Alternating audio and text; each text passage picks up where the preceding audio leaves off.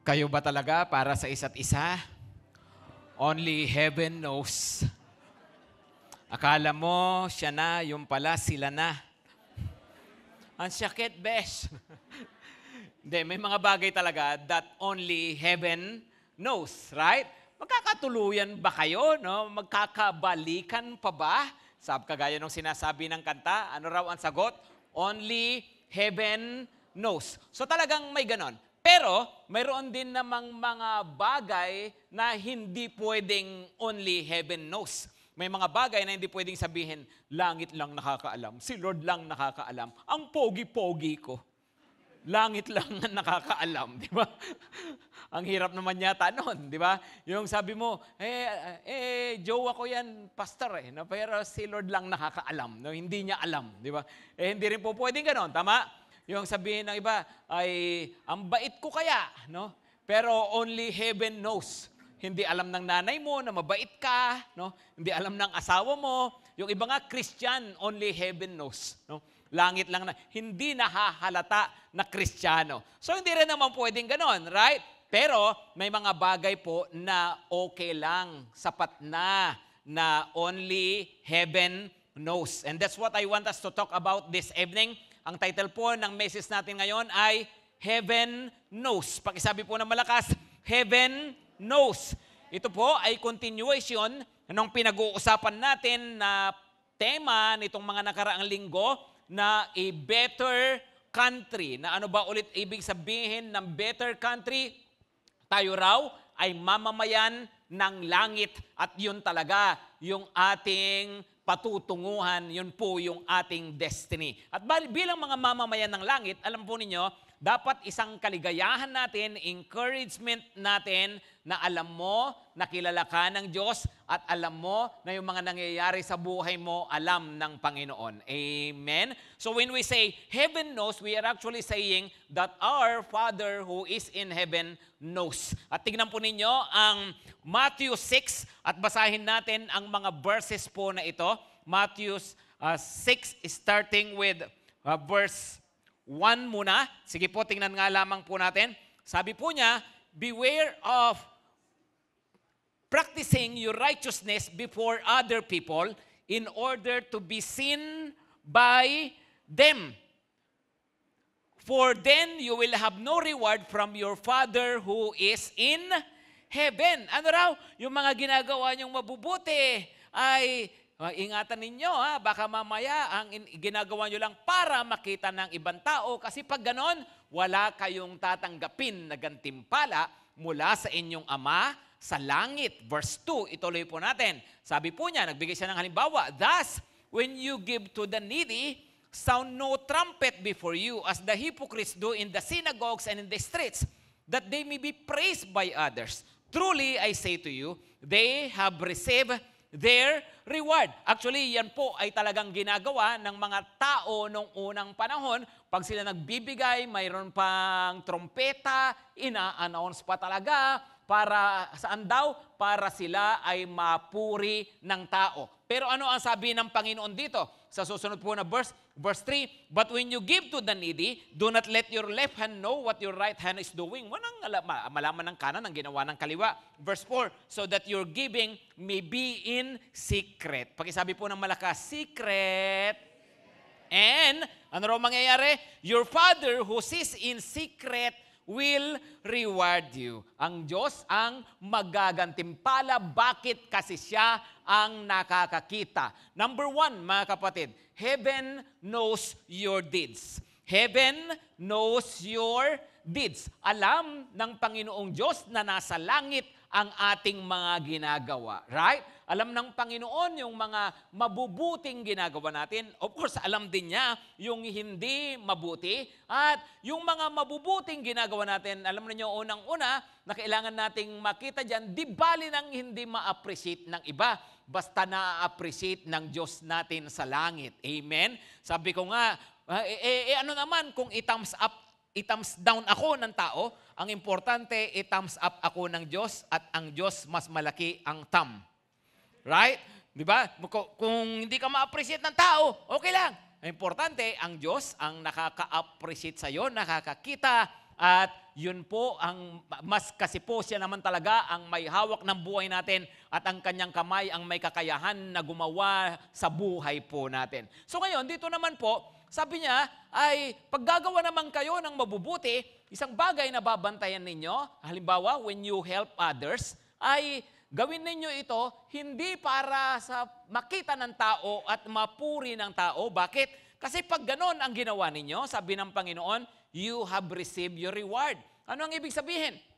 Yung bang dahil gumawa ka ng mabuti sa kapwa, pagpapalain ka sana ng Diyos bilang gantimpala, kaya lang nakita ng Diyos ang iyong motibo na kaya mo ginawa yon para maparangalan ka, mapuri ka ng tao, at ngayon na-appreciate ka nga ng tao, sabi ni Lord, ayun, yun na yung reward mo.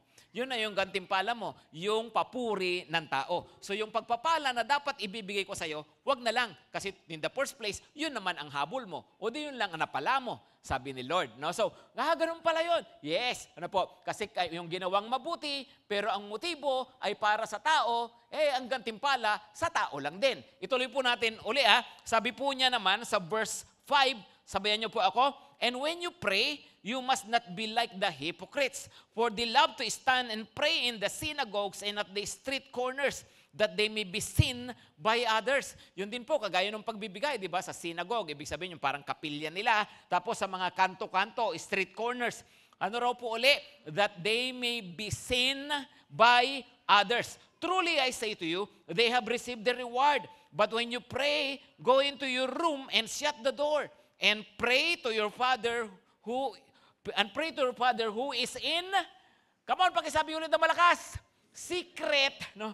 And your Father who sees in secret will reward you. Pati pala yun, no? Pati mga spiritual acts, spiritual deeds, yung deeds of holiness, kasama rin pala yun.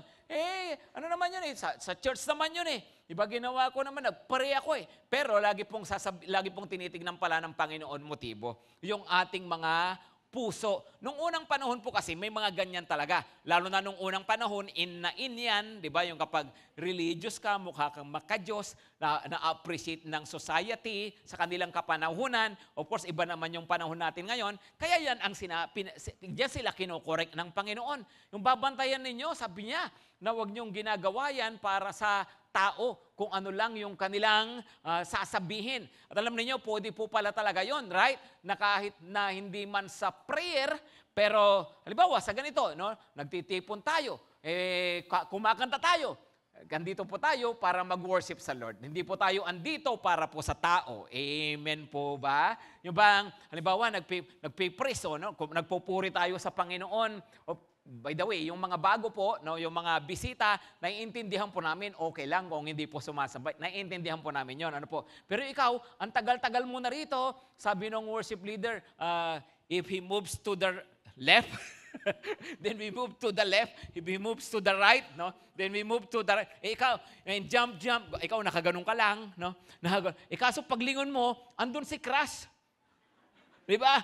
So, nung pagdilo, andun si Crash. Ano nangyari? Nung sabi ng leader, if he moves to the left, akala mo nalito ka, kunwari nalito ka kung ano yung kaliwat kanan, kundi kumanan ka para magkabanggaan kayo. Diba?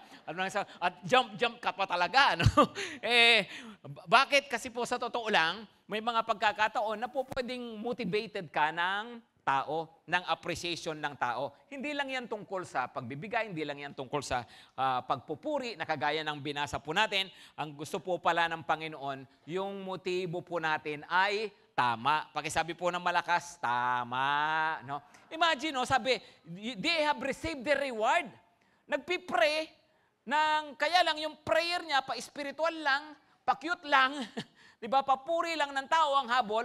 Instead, na ibigay ng Diyos yung tugon sa kanyang panalangin, hindi na. Ibibigay sana kaso, ang habol mo naman pala, yung appreciation ng tao. O di yun na yung tugon sa panalangin mo, yung appreciation ng tao. Ituloy pa po natin, tingnan nyo, isa pang halimbawa ng Panginoon. Verse 16, sabi po niya, and when you fast, do not look gloomy like the hypocrites, for they disfigure their faces. Ano raw? Magpapasting kayo. Tingnan nyo ngayon katabi nyo kung mga nag-fasting. Sukatin yung bilbil. No?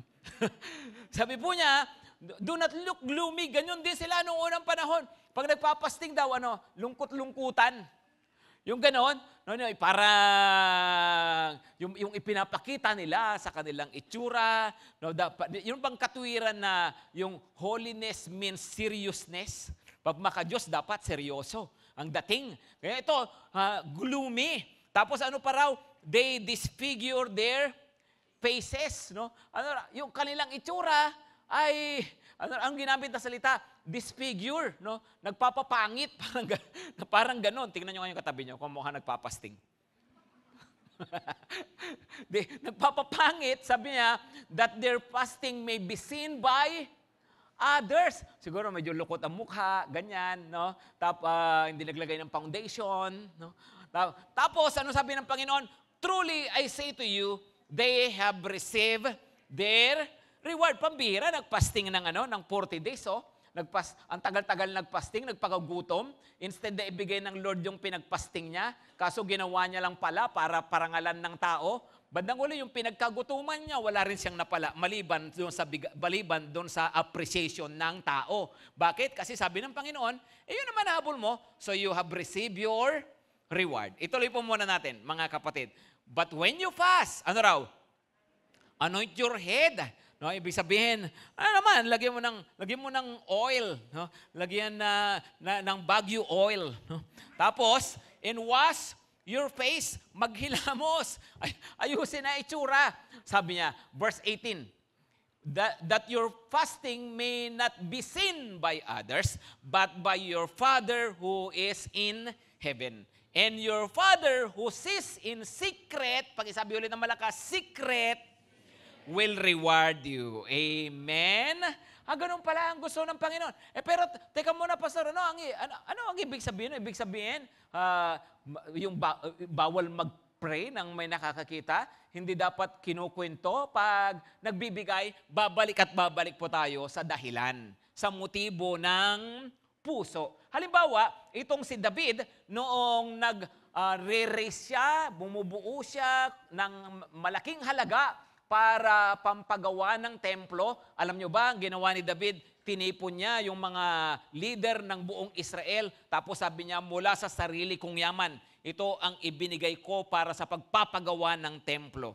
Pero alam nyo kung bakit niya kinukwento yon? Hindi para magyabang, hindi para ma-appreciate, kundi para gayahin siya. At dahil dyan, yung mga leader din, nagbigayan lahat, yung mga Israelita. At dahil po dyan doon, nakapagpagawa sila sa panahon ni Solomon ng napakagandang templo. So sa ganong dahilan, walang masama. Bakit? Kasi hindi naman tungkol sa pagpapasikat, pagmamapuri ang kanyang dahilan. Right? Kasi kung pagpapasting, hindi dapat nalalaman, bakit si Moses nakasulat, nagpasting ng 40 days and 40 nights? Right? Kung pagpipray, hindi dapat, bakit si na Pedro, kinukwento nila, nung nagpipray sila, ganito sila. Kasi nga po, hindi naman yun tungkol sa gawain kung may nakakakita o hindi. Bandang uli, ang pinag-uusapan pa rin po ay yung kondisyon ng ating mga puso. Yung dahilan ng mga bagay na ginagawa natin. At the end of the day, ang tinuturo po ng Panginoong Hesus dito is for us to beware of pride. Pag-isabi po ng malakas, beware of pride. Malakas po, utang na loob. Beware of pride. Okay? Beware of pride, especially those kind that is disguised as godliness. Ingat sa pride. Lalo na po yung parang, yung akala mo para sa Diyos, para sa pagiging mabuting tao, nagagamit pa ang pangalan ng Diyos. Diba? Yung pala para sa pagtataas natin ng ating sarili. Yun po pala yung binabantayan natin. Amen?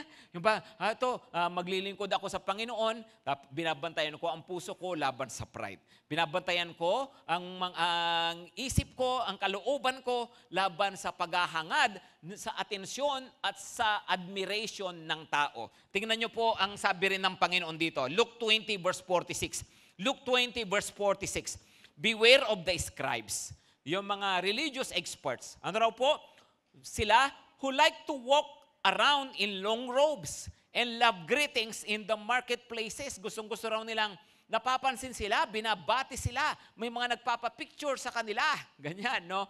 And the best seats in the synagogues and the places of honor at feast. So ito raw sila, gustong-gusto nila ng attention. Beware mga kapatid, beware of loving public attention and public admiration. Yung ba, beware of drawing attention to yourself.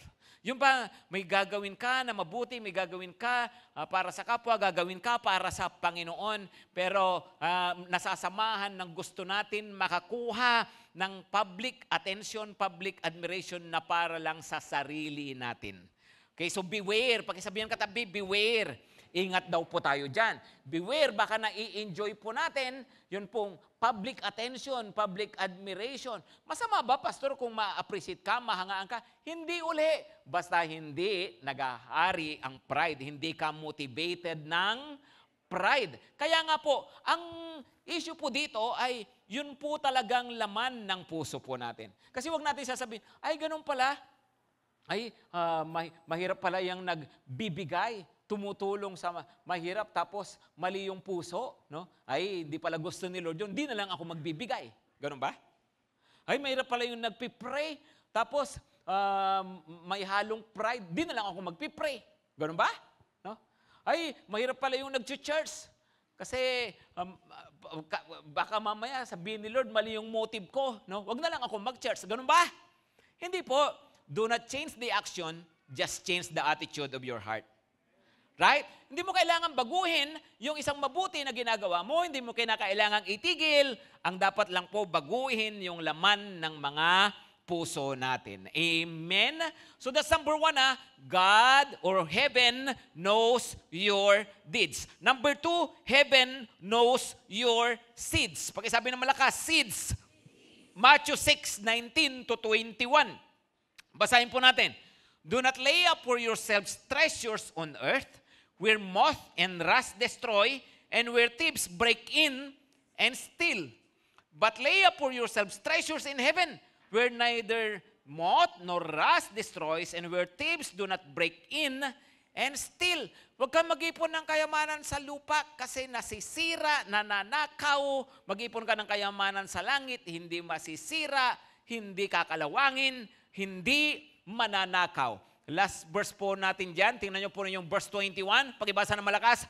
For where your treasure is, there your heart will be also. Again, tingnan nyo po, ano raw ang ginagawa ng puso?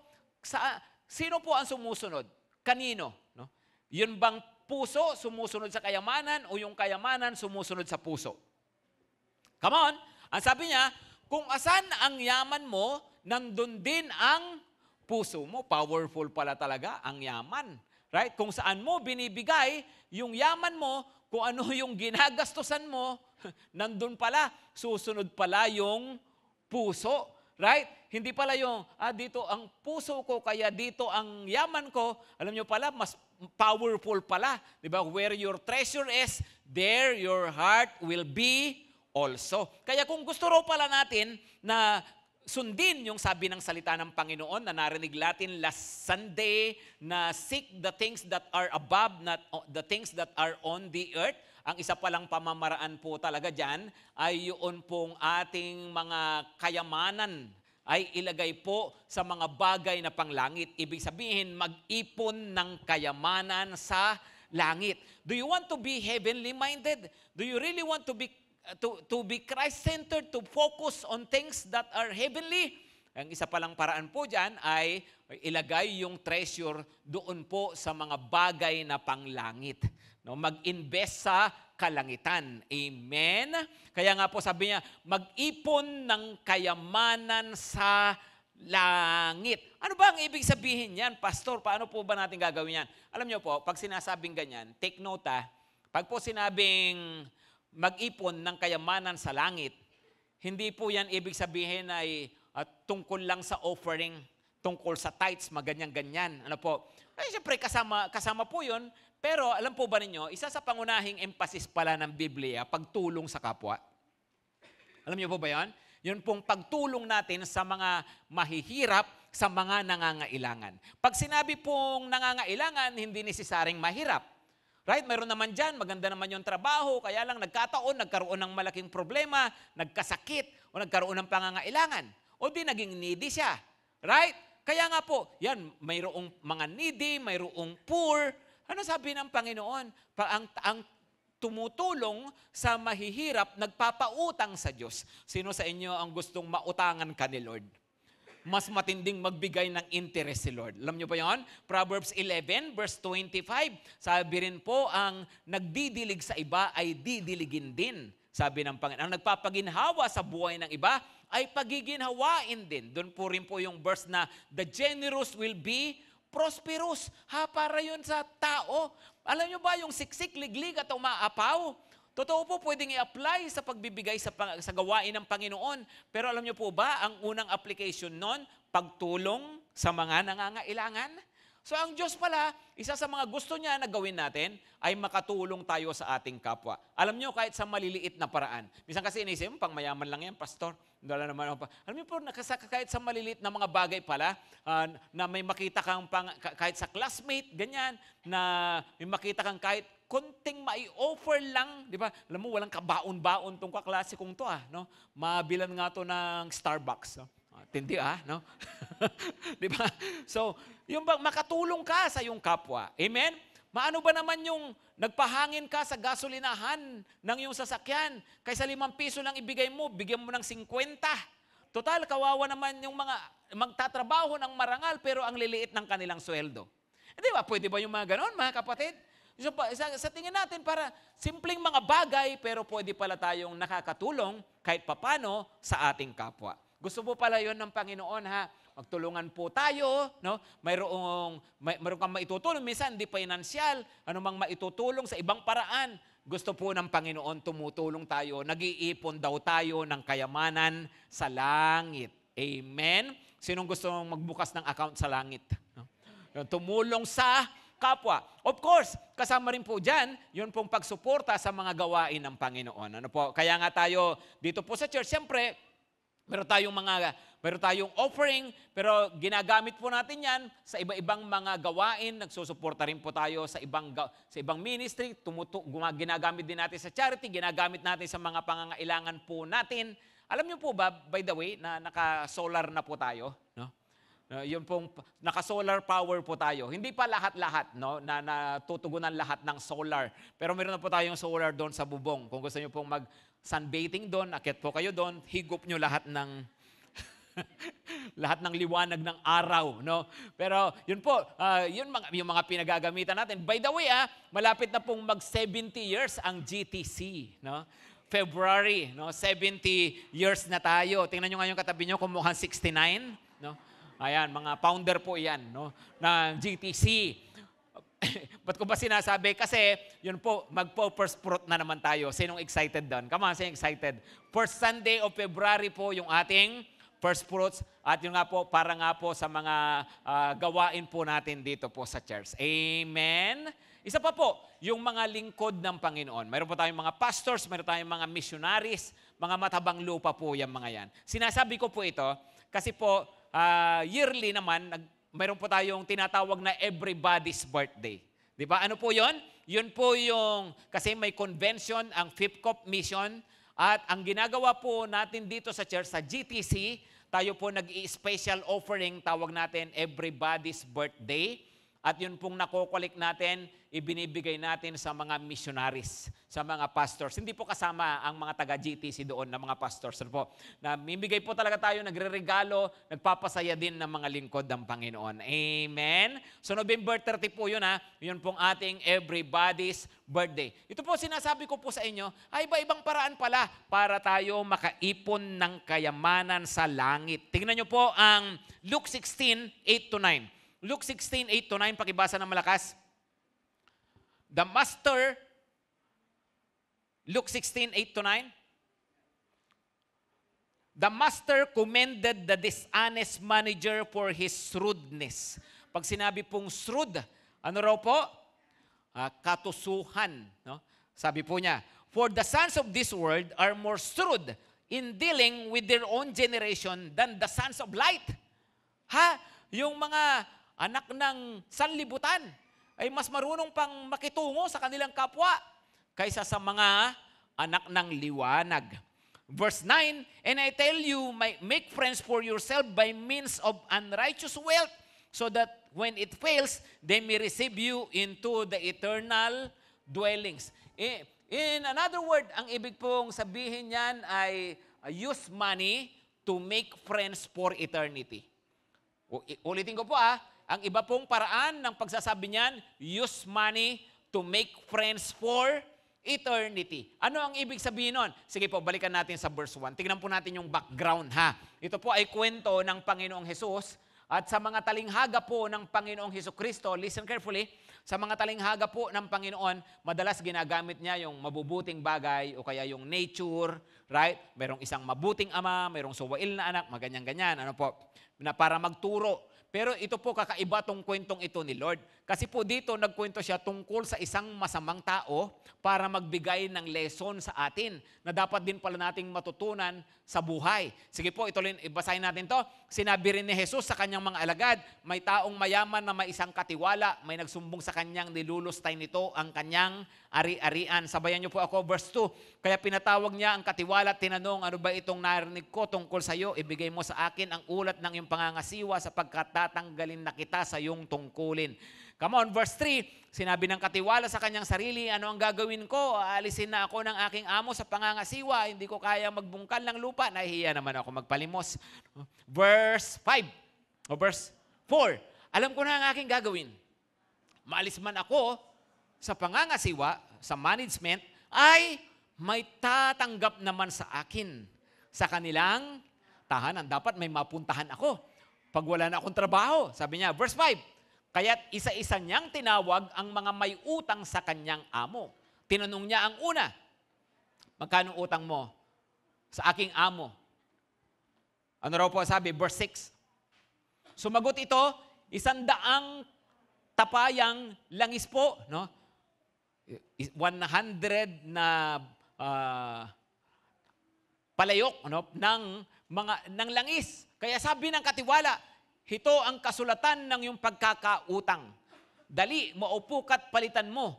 Gawin mo na lang 50. From 100 gawing 50. Ano ang ginagawa niya?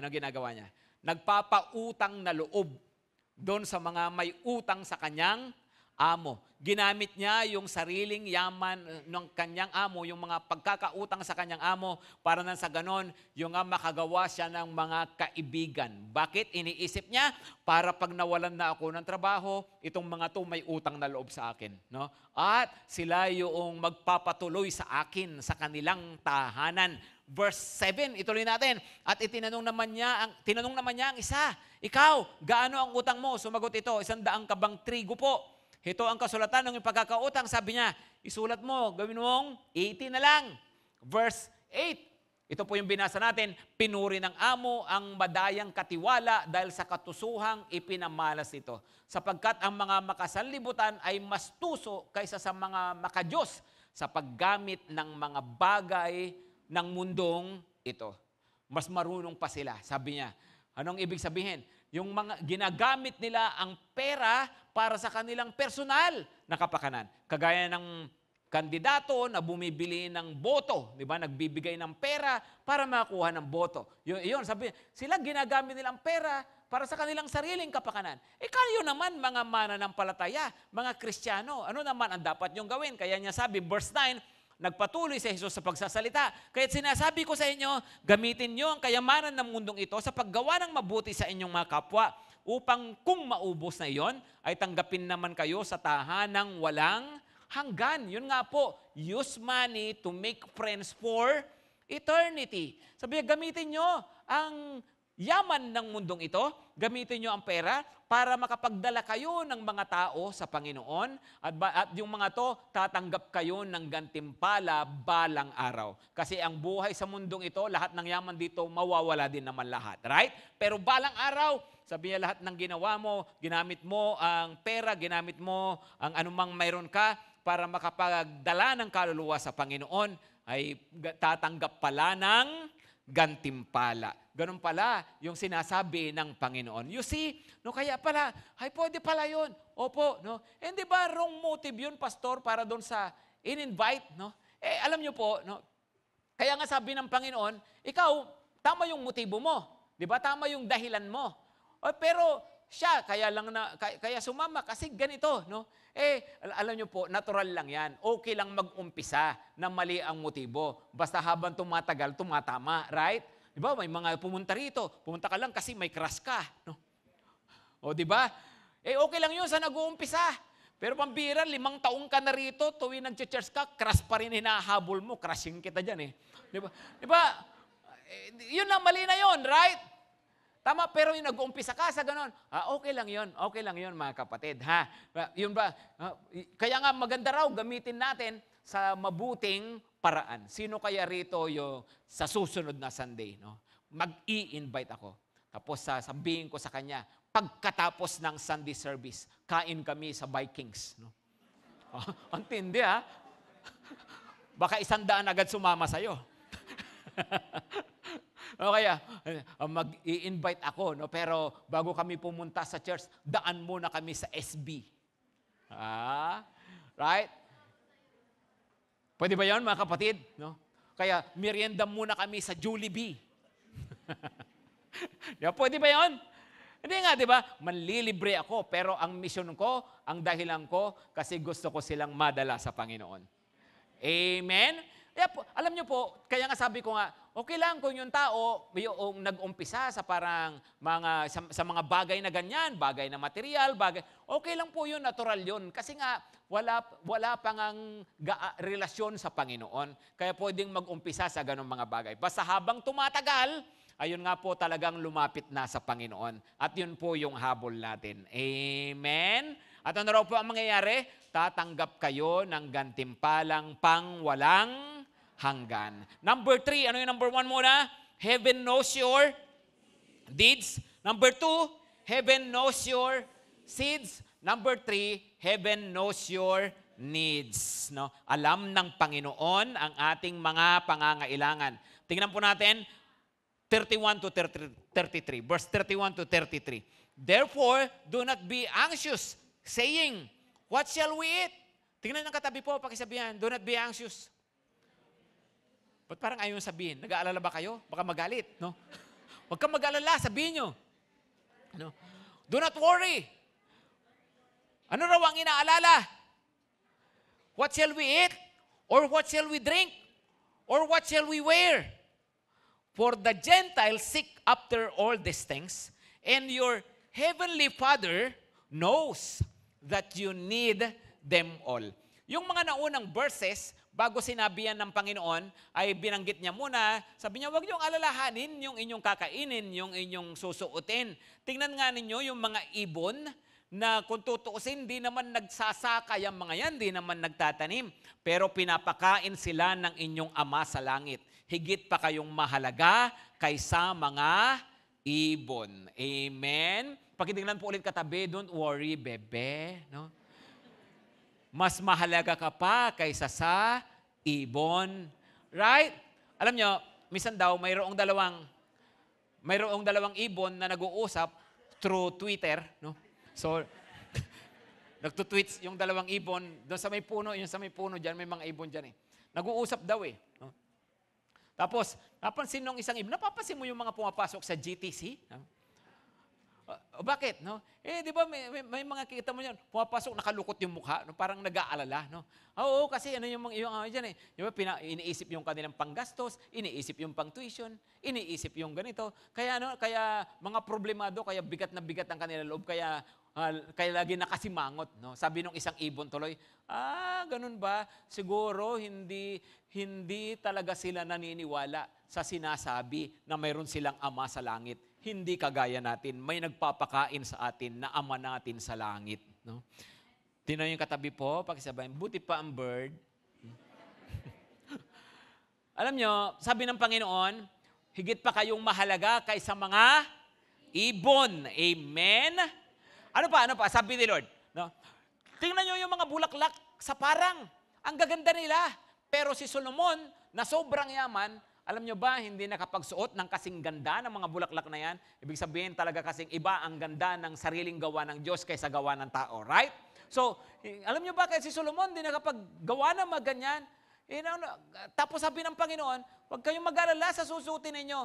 Higit pa kayong mahalaga kaysa mga bulaklak. Mga kapatid, napakahalaga po natin sa Ama natin sa langit. Heaven knows our needs. Amen? Alam ng Panginoon yung mga pangangailangan natin. Huwag daw tayong mabuhay na sa pag-aalala, kundi ano daw ang dapat nating gawin? Verse 33, sabi niya, "But seek first the kingdom of God and His righteousness, and all these things will be added to you." Tingnan niyo po, no? Kaysa nag-aalala ka, ano raw gawin? But seek first. Sabi niya, do not be anxious, do not worry, but seek first. Instead na nag-aalala, meron ka dapat gawin. Unahin mo muna ang kaharian ng Diyos at ang kanyang katwiran. Ano ba ang ibig sabihin yan? Yun pong verse na yan, gasgas na po yan sa marami. Lagi pong nare-recite yung verse na yan. No, kaya lang, ang madalas po pag sinabing seek first the kingdom of God, uy, linggo ngayon, mag-church ka, unahin mo ang church kaysa labada. No? Kan tayo, di ba? Kasi sabat, hindi dapat sa batya. No? So doon natin ina-apply. Tama naman yun. Tama naman yun. Nag-church tayo, right? Pero hindi lamang po yun tungkol doon. Kasi sabi ng Panginoon, seek first the kingdom of God and His righteousness. Pwede kasing nag-church pero hindi naman nagsisik ng kingdom of God and His righteousness. Right? Pwedeng nakapagsimba pero hindi naman talaga nasumpungan ang kaharian ng Diyos at ang katwiran ng Diyos. So, ang laki-laki ng kulang. Alam niyo po, ano ba ang ibig sabihin ng seek first the kingdom of God? Kailangan niyo rin pong ibalik doon sa verse 9 and verse 10 kung saan, di ba po sinabi ng Panginoon, kung magpe-pray kayo, manalangin kayo in secret, tapos yung nilagpasan nating verse, nagturo si Lord ng paraan ng panalangin. Sabi niya, when you pray, say this, Our Father, you are in heaven, hallowed be your name. Tapos verse 10, Thy kingdom come, Thy will be done on earth as it is in heaven. Tapos pagdating sa dulo, sabi niya, seek first the kingdom of God. Ano po ang ibig sabihin noon? Well, ang ibig sabihin po noon, nung sabihin niyang, Thy kingdom come, Thy will be done, yun pong dalawang yun, magkasama. Ibig sabihin, pag Thy kingdom come, ang ibig sabihin, Thy will be done. Pag Thy will be done, ang ibig sabihin, Thy kingdom come. Hindi pwedeng paghiwalayin. Ano po ang ibig sabihin? Kung talagang naghahari ang Diyos, nasusunod ang kanyang kalooban. Kaya nga po nang sinabi, Thy kingdom come, Thy will be done, dumating ang paghahari mo, matupad ang kalooban mo, dito sa lupa, gaya ng sa langit. Bakit? Kasi po sa langit talagang laging nasusunod ang kalooban ng Diyos. Masunurin kaya ang mga anghel. Kaso sa lupa, ang titigas ng ulo ng mga tao. Kaya po ang prayer is, Lord, dumating nawa ang paghahari mo para masunod ang kalooban mo sa buhay ng mga taong ito, kagaya ng kung paanong nasusunod ang kalooban mo dyan sa langit. So ibig sabihin, hayon pala yung paghahangad na maghari pa ang Diyos sa buhay natin. Yung bang ang prayer mo ay, Lord, your kingdom come, your will be done in my life as it is in heaven. Panginoon, dumating ang paghahari mo, masunod ang kalooban mo sa buhay ko, kagaya ng dyan sa langit. Yun po yun, ano po, na ang Diyos po pala ang napaghahari sa ating mga buhay. So po pwede pala yun na ako ay nag-church pero I'm not truly seeking the kingdom of God. Kasi po pwedeng mangyari sa mga churches po, sa atin na mga Kristiyano, yun bang, di ba sabi po ng Panginoon, if anyone wants to follow me, he must deny himself. And yet, marami mga Kristiyano, instead of self-denying, self-seeking, ang hinahanap yung mga personal na interes, personal na kabutihan, yung bang ang gustong-gustong pinapakinggang mensahe ay yung mga tungkol sa mga blessing, tungkol sa mga prosperity, tungkol sa mga pampalubag ng loob, tungkol sa convenience, mga ganyan. Ano po, wala namang masama yun, nagbi-bless naman po talaga si Lord. Kaya lang kung puro ganun ang hanap natin, pwede palang nag-church tayo, self-seeking tayo, hindi self-denying. Pwede palang nag-church tayo, we are not seeking for the kingdom of God, we are just seeking good things for ourselves. Diba? Kasi para ma-bless ako. Kasi kasabi nila, pag lumapit ako kay Jesus, mababago ang takbo ng buhay ko. Totoo naman po yun. Pero kung tungkol sa'yo, hindi tungkol sa paghahari ng Diyos, ang tawag po doon, self-seeking. Then we are not seeking the kingdom of God. Sabi po rito, seek first the kingdom of God and His righteousness. So ano ang ibig sabihin nun? Yun bang gawin mo talagang priority si Lord? Pero hindi lang priority, gawin mo talagang, kasi pag sinabing seek first, hangarin mo, hanapin mo, gawin mo talagang goal sa buhay mo. Lord, gusto ko nasusunod ka sa buhay ko. Ang kalooban mo masunod sa buhay ko. Panginoon, ikaw yung pangunahing consideration ko sa buhay ko, na anuman yung gawin ko, bago ko gawin, bago ko sabihin, bago ko puntahan, bago ko desisyonan, isinasaalang-alang kita. Kasi ikaw nga ang hari. Kalooban mo ang gusto kong masunod sa buhay ko. Panginoon, ikaw yung focus ko. Yun din po, may kinalaman din po yan sa verse na binasa natin last Sunday, na ang sabi po niya ay seek the things that are above and not the things that are on the earth. Hanapin mo yung mga bagay na nasa kalangitan. Yun ang hanapin daw natin. Hindi yung mga bagay na nasa panlupa, kagaya po ng sabi nga po rito, kakainin, iinumin, daramtin, at ng kung ano-ano pa. Bakit? Kasi pag hinanap natin yung mga bagay na panglangit, ito naman ang sabi ng Panginoon, all these things will be added to you. Lahat ng yan, ibabalik ng Panginoon, o idadagdag ng Panginoon sa buhay mo. Hindi magpapabaya si Tatay sa langit. Amen? Mga kapatid, so yun po pala yun. Ano po? God knows your needs. He knows our needs. Gusto lang po ng Panginoon na hanapin po talaga natin siya at yung paghahari po niya sa buhay natin. Kailangan pong maintindihan nating mabuti yun. Kasi minsan, isinusumbat pa sa Panginoon, nag-church naman ako. Hindi naman totoo yan. Hindi naman ako tinulungan ni Lord. Hindi naman ako na-bless. Diba? Hindi naman pinakinggan yung prayer ko. Kasi nga po, ito po sabi ng Panginoon, seek His kingdom and His righteousness.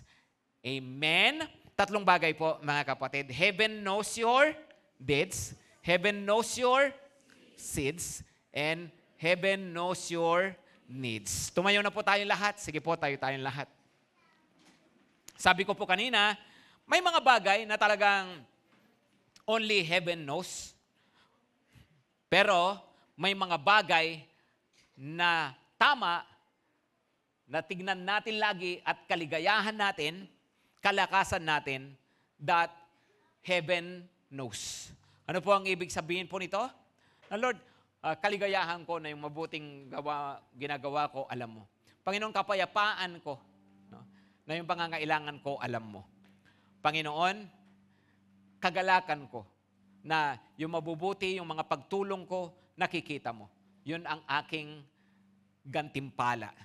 Because you, my Father in heaven, knows. Alam niyo po, yung kinakanta natin kanina, mananatili sa iyong lilim, sasambahin ka sa dakong lihim. Alam niyo po ba yung dakong lihim na yon? Yun po galing doon sa verse na binabasa natin sa Matthew 6. Yung sabi niya, your Father who sees in secret. Your Father who sees in secret. Yung tatay natin sa langit, nakakakita ng mga bagay na lihim. Because our Father knows.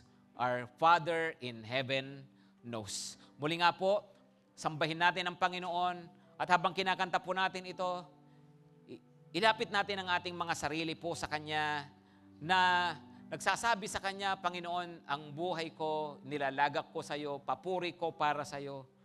Lahat ng mga bagay sa buhay ko, pinagtatagubilin ko sa iyo. Sapagkat, alam ko, Panginoon, Ikaw yung Diyos ko, pwede ako manatili sa lilim mo at kasama kita lagi sa dakong lihim. Ibukas nga lamang po natin ang mga palad natin sa harapan ng Panginoon. Yung pong sinasabing dakong lihim, secret place. Alam niyo po, it's between you and the Lord. Ayun naman po talaga. From the very beginning, Christianity is between you and the Lord. Ang buhay mo ay tungkol sa iyo at sa Panginoon. Sa pagitan yung dalawa. Ngayon, sa oras na to, habang nakabukas ang ating mga palad, ilahad po natin sa Panginoon ang lahat. Ialay natin sa Panginoon ang lahat. Ipagkatiwala natin sa Diyos ang lahat. Ialay natin, Panginoon, papuri ko, anumang na mayroon ako, anumang mga blessing ko, Panginoon, para po ito sa iyo. Lord, yung mga dalahin ko, yung mga pangangailangan ko, Panginoon, inilalagak ko sa iyo. Pinagkakatiwala ko sa iyo. kasi nagmamalasakit ka sa akin. Alam niyo po, sabi ng 1 Peter 5 verse 7, do not be anxious about anything. Huwag kayong mabalisa tungkol sa anumang mga bagay. Cast all your anxieties upon Him because He cares for you. Ialay niyo sa Kanya lahat ng inyong alalahanin. Bakit? Nagmamalasakit siya sa inyo. Kapatid, maring nandito ka sa lugar na to, meron kang mga alalahanin, meron kang mga dala na mga bigatin sa iyong kalooban, ng nakakagulo ng iyong isipan. Pero gusto ng Panginoon umalis ka sa lugar na to na nagkaroon ka ng kapayapaan. Gusto ng Panginoon umalis ka sa lugar na to na tinanggap mo sa iyong puso ang katiyakan na ang Diyos nagmamalasakit sa iyo. Huwag kang mabalisa sa anumang bagay sapagkat ang Diyos nagmamalasakit sa iyo. Pagkatiwala mo sa Diyos yan, ngayon kapatid, ilagak mo na yan sa Panginoon. In this secret place, it's between you and the Lord. Pagkatiwala mo sa Panginoon, the Lord knows who you are. Heaven knows your situation. Magtiwala po tayo sa Panginoon. Umasa ka lang sa Panginoon. Pagkatiwala mo ang buhay mo sa Kanya. O, yung iba po sa atin, parang hinahanap po ng Panginoon, yung pag-aalay naman natin ng ating pagkatao, ng mga motibo natin, ng puso natin, ng lakas natin, ng mga kakayahan na mayroon tayo. Gusto ng Panginoon, ilagak po natin, ibigay po natin sa Kanya. Lord, ito po personal commitment ko to sa iyo eh. It's between you and me, Lord. Tayo pong dalawa, Panginoon, nag-uusap. Panginoon, basta ako, para po ako sa iyo. Yung mga bagay na ginagawa ko, kahit ma-misinterpret ako ng tao, basta ako, Panginoon, ginagawa ko ito para po sa iyo. Basta Lord, ayusin niyo lang lagi yung puso ko, bantayan niyo ako, Panginoon, at manatili na maayos ang puso ko sa iyong harapan. Sige po, kausapin niyo lamang po ang Panginoon. Sabihin lang po natin, pagkatiwala natin sa Panginoon, yung mga buhay po natin. Ilagak po natin sa Kanya, ihandog po natin ang ating mga sarili. Opo, Panginoon, marami pong salamat. Salamat, nagmamalasakit ka sa amin. Kilala mo kami. At salamat dahil mahal mo po kami. At patuloy mo kaming hinuhubog at binabago sa pamagitan ng iyong mga salita. Niling namin, Panginoon, na kung ano man yung mali din sa kalooban namin, ituwid mo kaming patuloy. Upang, Panginoon, bandang huli, alam po namin na nakikita mo kami, it's between you and us. At alam, ang mahalaga po sa amin, Panginoon, ay yun pong maging kalugod-lugod yung buhay po namin sa iyo. Kaya salamat po, Panginoon, at basbasan niyo po kami ngayon. Mga kapatid, ang pag-ibig ng Ama natin na nasa langit, ang grasya ng Panginoong Hesukristo na nagkatawang tao at namatay sa krus para sa atin, at ang pagsama ng banal na Espiritu at ang kanyang kapuspusan, sumaating lahat ngayon at magpakailanman. Amen at amen.